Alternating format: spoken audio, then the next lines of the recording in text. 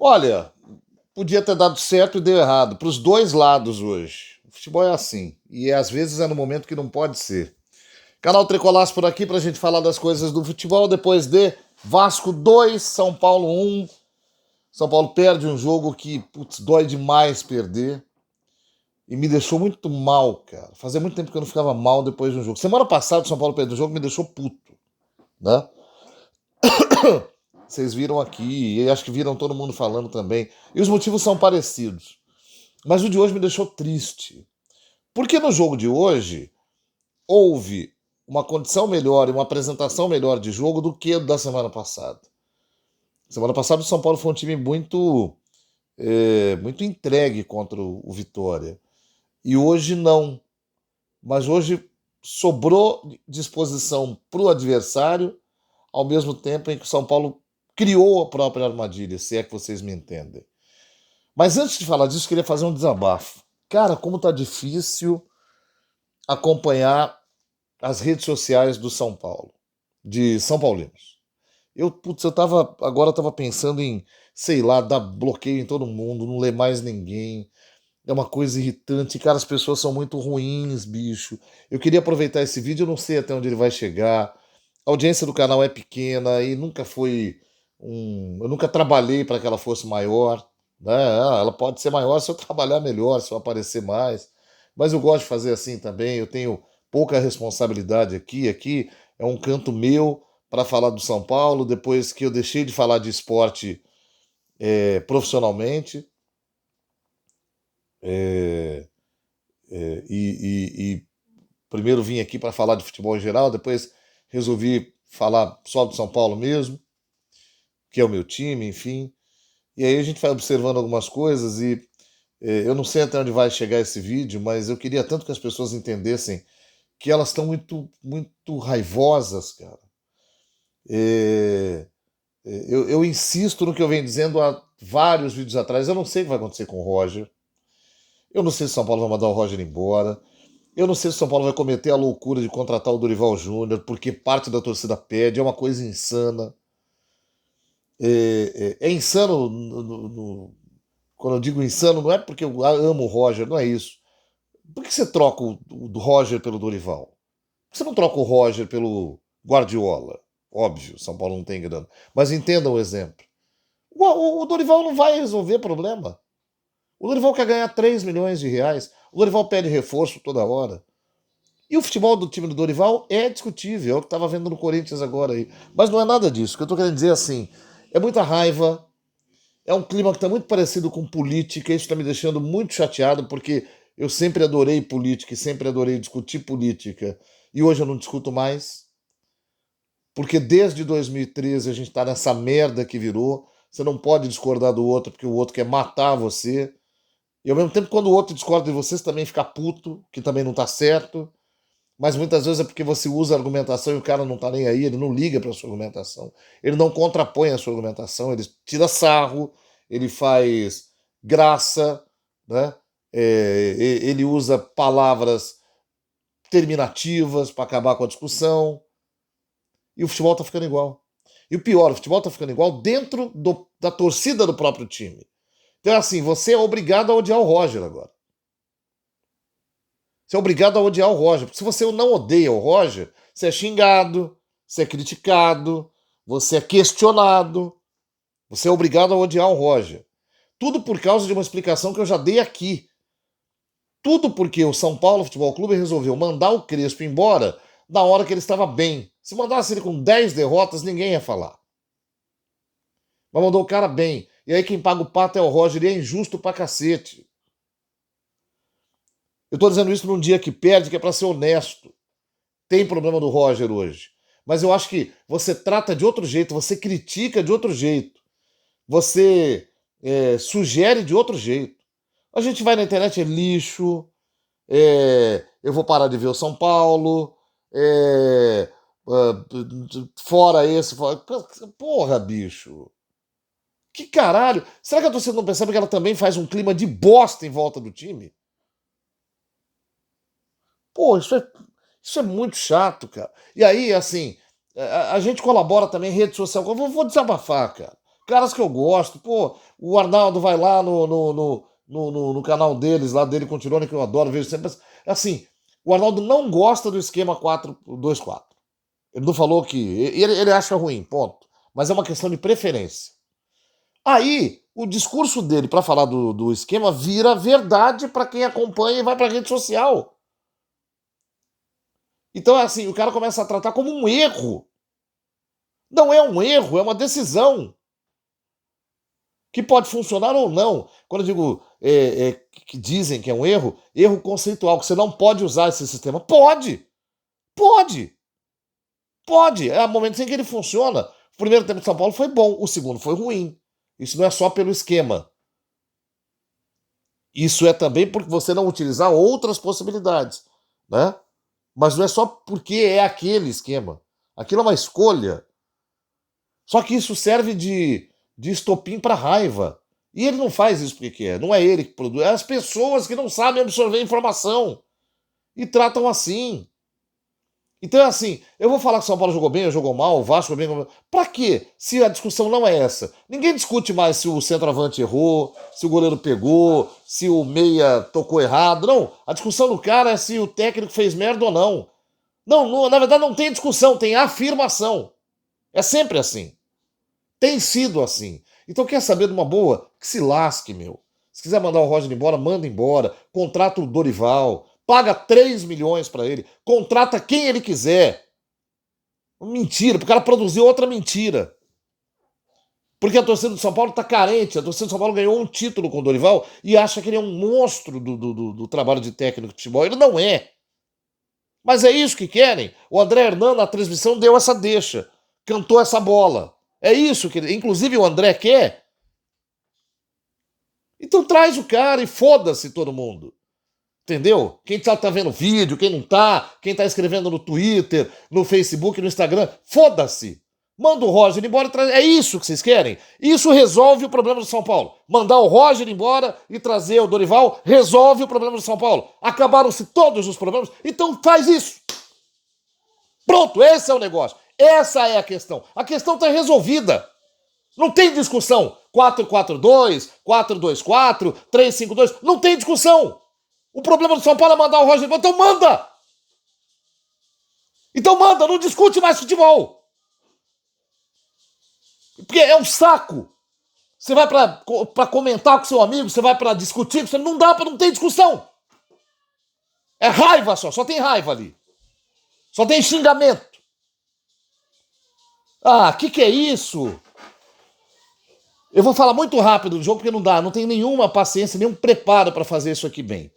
O São Paulo jogou, para mim, muito bem o primeiro tempo, fazendo uma utilização de duas linhas. O São Paulo, o que mais apareceu bem foi a marcação em duas linhas de 4, bem posicionada e recomposição rápida, que fazia com que o time, quando retomava a bola, aproveitasse bem o espaço nas costas do Vasco para fazer o contra-ataque, e o gol saiu assim, numa baita jogada do Caleri. Aliás, o Caleri é o nome do jogo em todos os aspectos, inclusive nos negativos.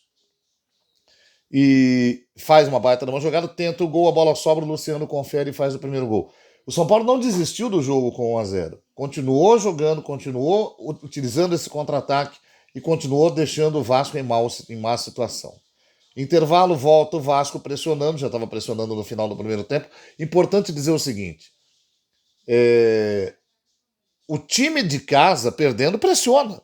Se o São Paulo estiver perdendo no Morumbi, ele vai pressionar. Se o Corinthians perde na Arena, ele pressiona. É normal, porque tem uns caras que falam: ai, tá deixando os caras virem. Mas você não tá jogando contra o time da quinta série. É o Vasco da Gama, cara. Ah, caiu 7, 8, 9 vezes. Não interessa. É o Vasco da Gama, um gigante em casa. Esses caras não querem perder. Eles vão pressionar. É normal. Partindo daí, o Vasco tem mérito.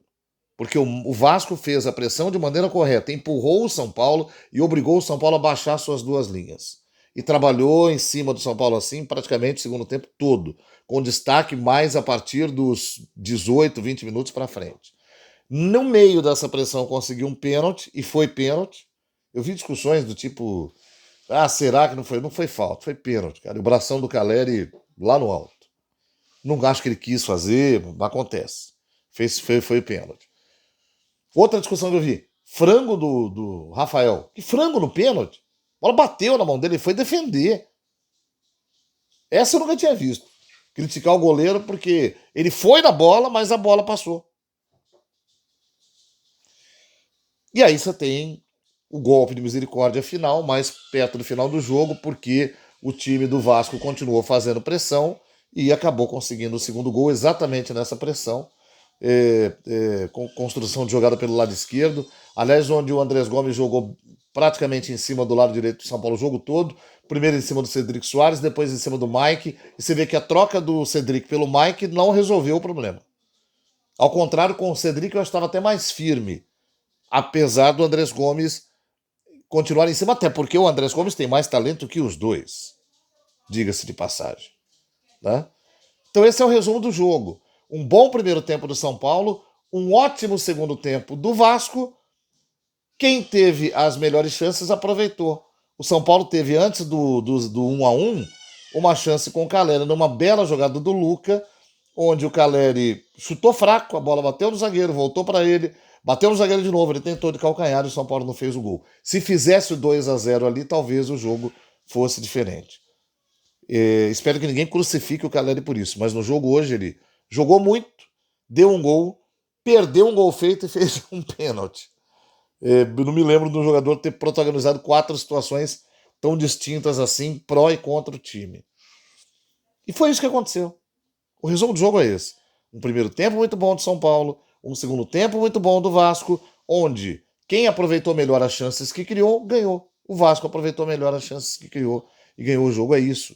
Não tem mistério, não tem tragédia, não tem fim de mundo. É isso que aconteceu. Terça-feira tem Copa do Brasil, Juventude no Morumbi, a torcida do São Paulo tem que estar lá. A torcida do São Paulo fazer movimentinho para não estar lá por causa de técnico é para pegar esses caras de pau, cara. Tá? Vai continuar ouvindo a imprensa elogiar a torcida do Corinthians eternamente, porque cadê a torcida que conduz? Outro dia um cretino escreveu: "Ai, o time não está levando a torcida." O time não tem que levar a torcida. A torcida vai ver o time. O time não tem que levar a torcida. Não é função do time levar a torcida. Se a torcida não vai por conta própria ver o time, ela não torce pelo time. Então, se foram 20 mil contra o O'Higgins na terça-feira, é porque esses 20 mil gostam mesmo de São Paulo. Gostam mesmo. Não estão indo porque o Roger é o técnico, que o Rui Costa usa calcinha. Não, não estão indo. Não querem ir. E não vão fazer falta. E quando o time melhorar, com Roger ou sem Roger, aí vão voltar a aparecer no estádio. Bando de covarde do cacete. É o que vocês são. Eu não vou dar nota baixa para o Rafael porque ele não defendeu um pênalti. Ele vai ganhar uma nota 7. Porque quando não foi o pênalti, ele não foi mal. O Cedric Soares, enquanto jogou, levou o jogo a sério. O São Paulo não sofreu de quase tomar gol do lado dele. Então vai tomar uma nota 6,5. O Alan Franco teve uma partida muito dura e muito difícil. Eu acho que ele teve um desafio muito grande e conseguiu superá-lo bem. Dar uma nota 7,5 para ele é justo. Porque o Vasco teve muito presente ali.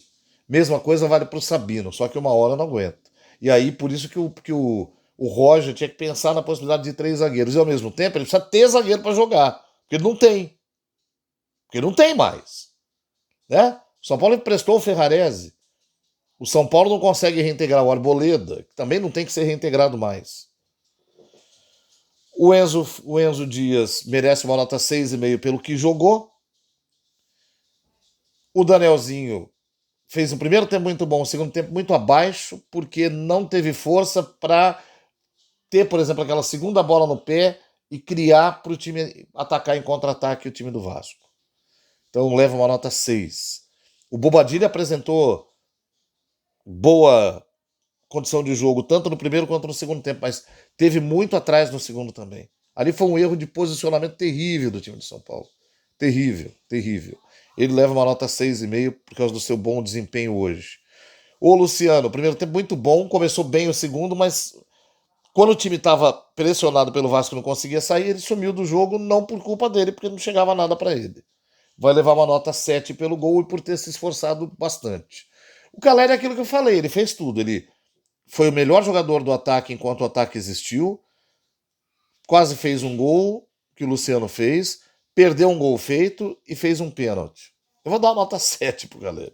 Eu vou olhar mais pelo aspecto positivo. E o Luca, enquanto o jogo do São Paulo olhou para o ataque, ele foi bem.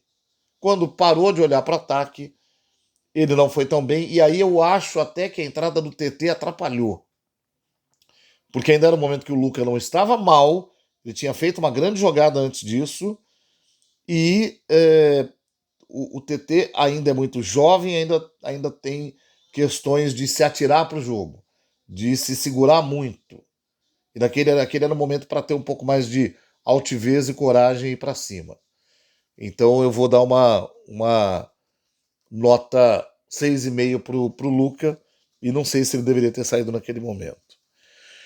Entraram o Mike, para quem eu também dou 6,5, o Wendel, que foi mal, pior que ele ficou atrás dessa vez, mas não conseguiu ajudar nem defensivamente, vou dar uma nota 4,5 para ele.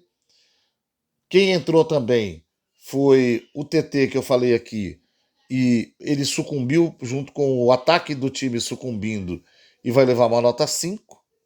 Entrou o Tapia, que eu não vi, vocês viram o Tapia? O Tapia leva uma nota 1. Não vi o Tapia. E ele não entrou tão no final do jogo assim para não aparecer. E o Negruti, que ajudou a recompor mais um pouquinho, mas o São Paulo estava sendo pressionado demais e o fato dele estar ali não ajudou também. Vou dar uma nota 4,5 para ele. Pagou pelo pato de entrar ali, mas vai fazer o quê?